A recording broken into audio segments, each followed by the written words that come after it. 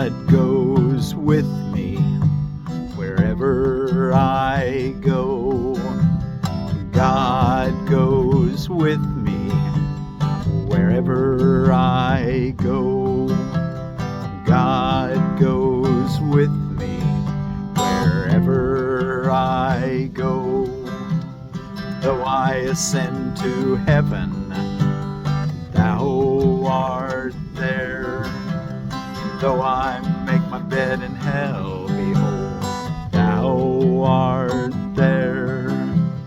God goes with me wherever I go.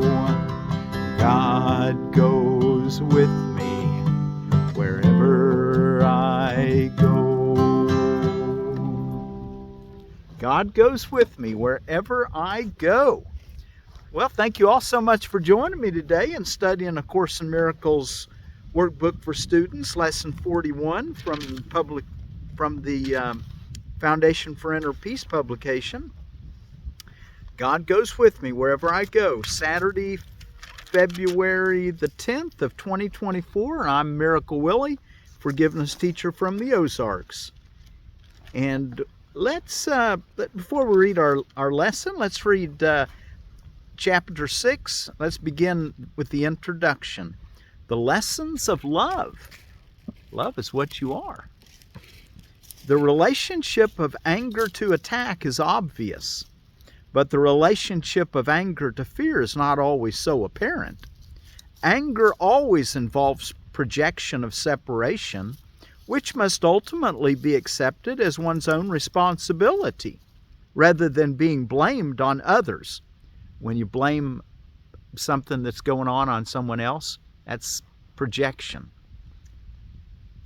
Anger cannot occur unless you believe that you have been attacked, that your attack is justified in return, and that you are in no way responsible for it. Given these wholly irrational premises, the equally irrational conclusion that a brother is worthy of attack rather than of love must follow. What can be expected from insane premises except an insane conclusion?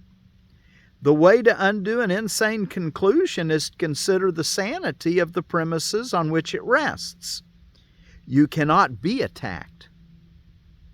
Attack has no justification, and you are responsible for what you believe. Paragraph 2. You've been asked to take me as your model for learning. WWJD, what would Jesus do? You have been asked to take me as your model for learning, since an extreme example is a particularly helpful learning device. Everyone teaches and teaches all the time.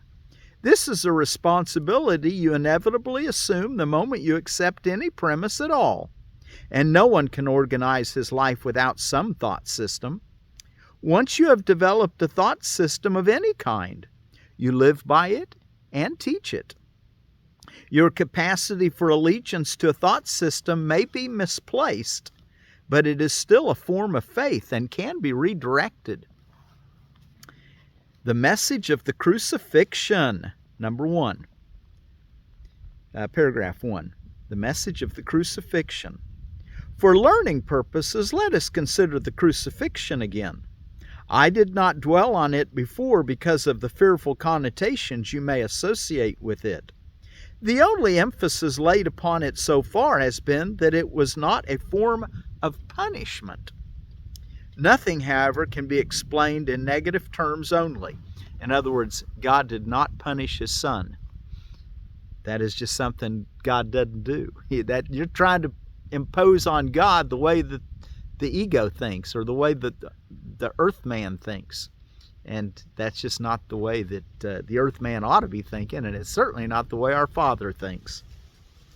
The only emphasis laid upon it so far has been that it was not a form of punishment. Nothing, however, can be explained in negative terms only. There is a positive interpretation of the crucifixion that is wholly devoid of fear, and therefore wholly benign in what it teaches, if it is properly understood. Paragraph 2. The crucifixion is nothing more than an extreme example. Its value, like the value of any teaching device, lies solely in the kind of learning it facilitates. It can be and has been misunderstood. This is only because the fearful are apt to perceive fearfully. I've already told you that you can always call on me to share my decision and thus make it stronger. I've also told you that the crucifixion was the last useless journey the sonship need take, and that it represents release from fear to anyone who understands it. While I emphasized only the resurrection before, the purpose of the crucifixion and how it actually led to the resurrection was not clarified then. Nevertheless, it has a definite contribution to make to your own life, and if you will consider it without fear, it will help you understand your role as a teacher. 3. You've probably reacted for years as if you were being crucified. This is a marked tendency of the separated, who always refuse to consider what they have done to themselves. Projection means anger. So you get angry and so you want to blame someone else. They go together. In the separated world, they go together. Projection means anger. Anger fosters assault.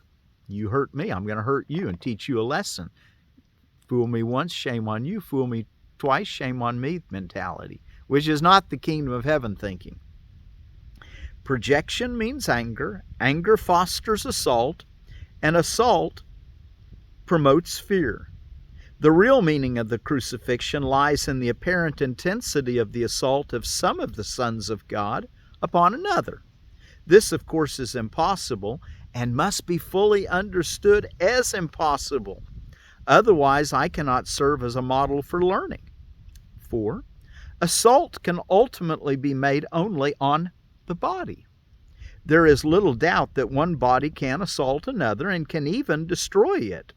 Yet if destruction itself is impossible, anything that is destructible cannot be real.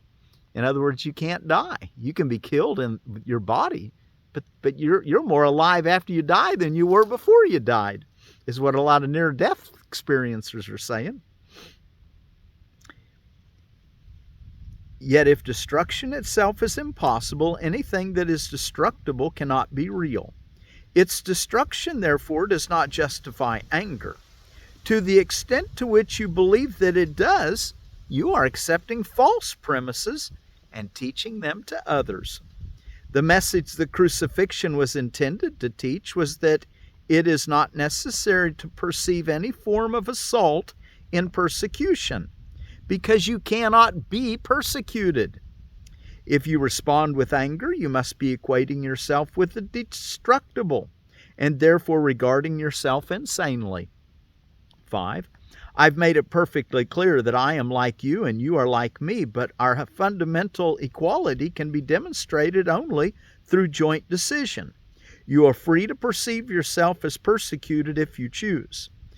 When you do choose to react that way, however, you might remember that I was persecuted as the world judges and did not share this evaluation for myself. And because I did not share it, I did not strengthen it. I therefore offered a different interpretation of attack, and one which I want to share with you. If you will believe it, you will help me teach it. 6. As I have said before, as you teach, so shall you learn. If you react as if you are persecuted, you are teaching persecution. This is not a lesson a son of God should want to teach if he is to realize his own salvation. Rather, teach your own perfect immunity, which is the truth in you, and realize that it cannot be assailed. Do not try to protect it yourself, or you are believing that it is assailable. You are not asked to be crucified, which was part of my own teaching contribution. You're merely asked to follow my example in the face of much less extreme temptation to misperceive and not to accept them as false justifications for anger. There can be no justification for the unjustifiable. Do not believe there is, and do not teach that there is. Remember always that what you believe you will teach. Believe with me, and we will become equal as teachers. 7. Your resurrection is your reawakening. I am the model for rebirth, but rebirth itself is merely the dawning on your mind of what is already in it. God placed it there himself, and so it is true forever. I believed in it and therefore accepted it as true for me. Help me to teach it to our brothers in the name of the kingdom of God, but first believe that it is true for you, or you will teach amiss. My brothers slept during the so-called agony in the garden, but I could not be angry with them because I knew I could not be abandoned. And there he's referring to Matthew 26, verse 36 through 47, where he was praying in the Garden of Gethsemane. And the last paragraph we're going to read today. 8. I am sorry when my brothers do not share my decision to hear only one voice, because it weakens them as teachers and as learners. Yet I know they cannot really betray themselves or me, and that it is still on them that I must build my church. And that's referring to something that he spoke to Peter in Matthew chapter 16, verse 18, that he's going to build his church on his disciples. There is no choice in this, because only you can be the foundation of God's church. A church is where an altar is, and the presence of the altar is what makes the church holy. A church that does not inspire love has a hidden altar that is not serving the purpose for which God intended it. I must found his church on you, because those who accept me as a model are literally my disciples. Disciples are followers, and if the model they follow has chosen to save them pain in all respects, they are unwise not to follow him. So Jesus is trying to what's he say? He wants to save us from pain in all respects. That last sentence again. Disciples are followers. So we're disciples of the way, of Jesus, of love, of truth. And you don't have to use the word Jesus. That's not imperative at all. If it's meaningful to you, you can use it. Otherwise, just love or God. You're a disciple of the Creator. I must found his church on you, because those who accept me as a model are literally my disciples. Disciples are followers, and if the model they follow has chosen to save them pain in all respects, they are unwise not to follow him. Okay, now we're going to go back and look at God goes with me. God goes with me wherever I go. Before we actually read that, what's going on around the world from holidays and observances? It is all the news that fit to print day. And that's a New York Times statement that started in 1897. It's still in their printed edition, but it's not on the digital edition. Chinese New Year is today, and this is going to be the year of the dragon, and it's also the year of wood. So a lot of people consider it the year of the wood dragon. Cream cheese brownie day, global movie day, Lunar New Year, and that's a Buddhist holiday. This particular New Year is the Buddhist New Year.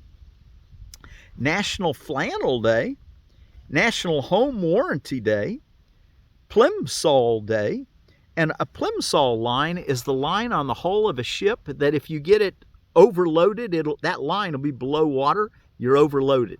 So it's come to be known as a plimsoll because the British politician named Samuel Plimsoll, he was born on this day in 1824, and he did a lot to help shipping in a lot of his, making more safe. Scout Sabbath Day or Shabbat Day. It's the Friday night is when it begins on before Scout Sunday. Teddy Day, for all you people that like teddy bears. Umbrella Day. And I've got an umbrella over us so I can do this in the shade. Otherwise it's just too bright and I can't make a good recording. World Pulses Day. Pulses are legumes, like peas, lentils, beans, and they're not a complete protein generally, but when you add them to a grain, beans and cornbread, for instance, that's a complete protein. And Tifblue blueberry out of Edible Landscaping. Tifblue is a Vaccinium ashy. And I hope I'm pronouncing ashy correctly. The Tifblue blueberry is a well-known standard southern blueberry, most dependable and adaptable, beautiful fall leaf color. Berries that stay on the bush get sweeter and can be picked into September at the nursery. That's in Virginia. Leaves turn red in the fall, height 5 to 6 feet in the north, 8 to 10 feet in the south. Ripens in July in central Virginia. Space 6-foot circles in zone 6 through 7 and 8-foot circles in zone 8. It's good in zone 6 through 9. And in our book, Permaculture for Beginners, thanks to Carrie Mitchell, Chapter 2, Climate and Regional Consideration, she talks about soil. And she talks about watching the soil so you'll know what kind of amendments you need. Your tight soils, real hard soils, or tight, real small particles, that's your clay soils. And large particles would be more sand, and which, that's going to affect the way it's going to dry out. And how certain plants do better in sandy soils, others do better in clay soils, but they all do well with lots of compost in them, which makes that soil more friable, they call it. Okay, so that was now we're ready to go to lesson 80, or lesson wind blew it, lesson 41. God goes with me wherever I go. Today's idea will eventually overcome completely the sense of loneliness and abandonment all the separated ones experience. Depression is an inevitable consequence of separation. So are anxiety, worry, a deep sense of helplessness, misery, suffering, and intense fear of loss. The separated ones have invented many, in quotes, cures for what they believe to be the, in quotes, ills of the world. But the one thing they do not do is to question the reality of the problem. Yet its effects cannot be cured because the problem is not real. The idea for today has the power to end all this foolishness forever. And foolishness it is, despite the serious and tragic forms it may take. Deep within you is everything that is perfect, ready to radiate through you and out into the world. It will cure all sorrow and pain and fear and loss because it will heal the mind that thought these things were real and suffered out of its allegiance to them. You can never be deprived of your perfect holiness because its source goes with you wherever you go. You can never suffer because the source of all joy goes with you wherever you go. You can never be alone because the source of all life goes with you wherever you go. Nothing can destroy your peace of mind because God goes with you wherever you go. That reminds me of Psalm 139, verse 8, where it says, "Though I ascend into heaven, thou art there. And though I make my bed in hell, behold, thou art there." Paragraph 5. We understand that you do not believe all this. How could you when the truth is hidden deep within under a heavy cloud of insane thoughts, dense and obscuring, yet representing all you see? Today we will make our first real attempt to get past this dark and heavy cloud and go through it to the light beyond. And here's this inward meditation that's just supreme. Paragraph 6. There will be only one long practice period today in the morning as soon as you get up, if possible. Sit quietly for some 3 to 5 minutes with your eyes closed. At the beginning of the practice period, repeat today's idea very slowly. Then make no effort to think of anything. Try instead to get a sense of turning inward. past all the idle thoughts of the world. Try to enter very deeply into your own mind, keeping it clear of any thoughts that might divert your attention. From time to time, you may repeat the idea if you find it helpful. God goes with me wherever I go. But most of all, try to sink down and inward, away from the world and all the foolish thoughts of the world. You're trying to reach past all these things. You're trying to leave appearances and approach reality. It is quite possible to reach God. In fact, it is very easy because it is the most natural thing in the world. You might even say it is the only natural thing in the world. The way will open if you believe that it is possible. The way will open if you believe that it is possible. This exercise can bring very startling results, even the first time it is attempted, and sooner or later it is always successful. We will go into more detail about this kind of practice as we go along, but it will never fail completely. An instant success is possible. Throughout the day, use today's idea often, repeating it very slowly, preferably with eyes closed. Think of what you are saying, what the words mean. God goes with me wherever I go. Concentrate on the holiness that they imply about you, on the unfailing companionship that is yours, on the complete protection that surrounds you. You can indeed afford to laugh at fear thoughts, remembering that God goes with you wherever you go. Okay, and I would encourage you to go back maybe and reread paragraph 6 again, and right before you do the meditation. Let's take a minute and read it right now. There will be only one long practice period today. In the morning, as soon as you get up, if possible, sit quietly for some 3 to 5 minutes with your eyes closed. At the beginning of the practice period, repeat today's idea very slowly. Then make no effort to think of anything. Try instead to get a sense of turning inward, past all the idle thoughts of the world. Try to enter very deeply into your own mind, keeping it clear of any thoughts that might divert your attention. From time to time, you may repeat the idea if you find it helpful that God goes with me wherever you go. But most of all, try to sink down and inward, away from the world and all the foolish thoughts of the world. You're trying to reach past all these things. You're trying to leave appearances and approach reality. It is quite possible to reach God. The way will open if you believe that it is possible. And that was actually paragraph 6 and 7 and a part of paragraph 8. Anyway, you might help you right before you sit quietly to have that real clear in your mind. Believe that it's possible to reach God, the only natural thing in all the world. Okay, and we'll close with our song here. God goes with me wherever I go. God goes with me wherever I go. Though I ascend to heaven, thou art there.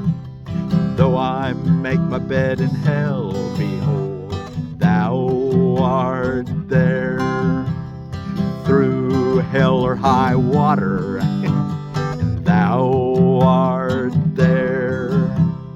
Through the darkness of the night, thou art there. God goes with me wherever I go. God goes with me wherever I go. God goes with me wherever I go. Though I ascend to heaven, thou art there. Though I make my bed in hell, behold, thou art there. Through hell or high water, water. Thou art there through the darkness of the night.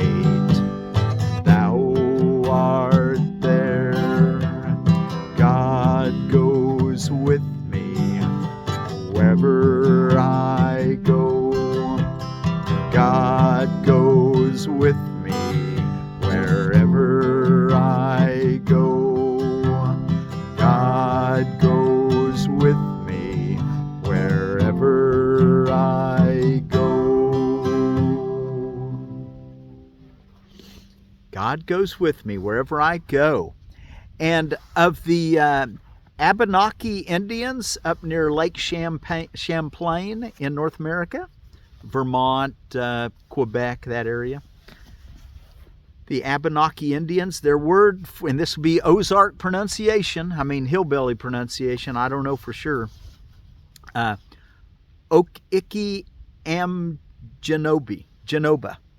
Genola, excuse me, let's at least get the right phonetics. Okikiamgenola. That probably Okikiamgenola. Okikiamgenola. Okikiamgenola. God goes with me wherever I go. Okikiamgenola.